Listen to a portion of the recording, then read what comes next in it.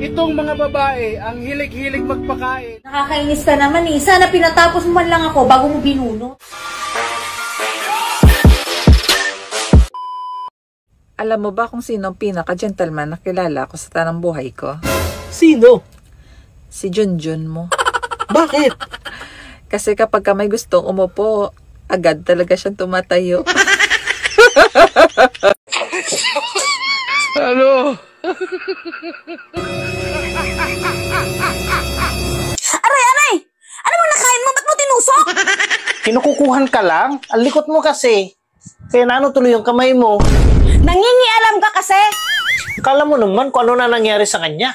Sobrang galit na galit. Hindi naman nasugat. Alam mo, mabaon lang ng kunti yan. Sobrang sakit niyan. Para kang maiihi sa sobrang sakit. Alam mo ba yon? Hindi nga dumugo eh. Tapos maihi ka na sa sakit. Ikaw kaya tusukin ko.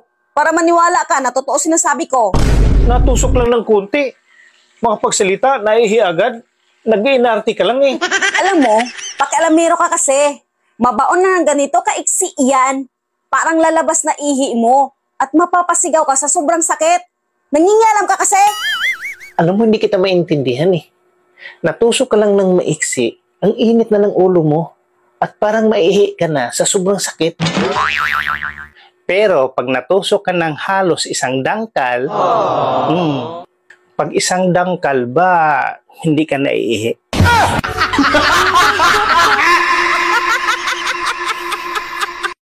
Be, sa daming lalaking dumaan sa buhay mo, Ano? ako lang siguro ang pinakamabait at pinakagwapo. Ewan ko ba, sa lahat ng lalaki nang dumaan sa buhay ko, lahat may pero. Anong may pero? Yung iba, mahal ko, pero babaero at mayabang.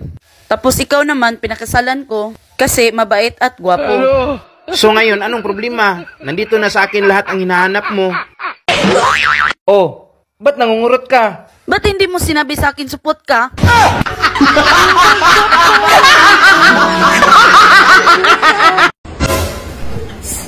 Oh, bayad ka na naman nakasimangot.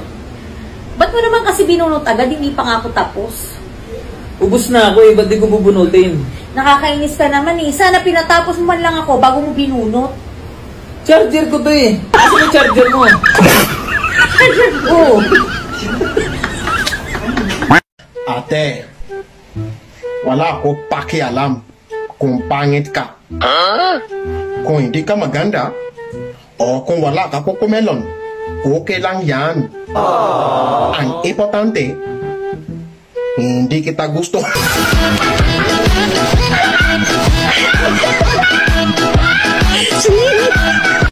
Itong mga babae ang hilig-hilig magpakain. Tapos pag nasarapan, iipitin ka.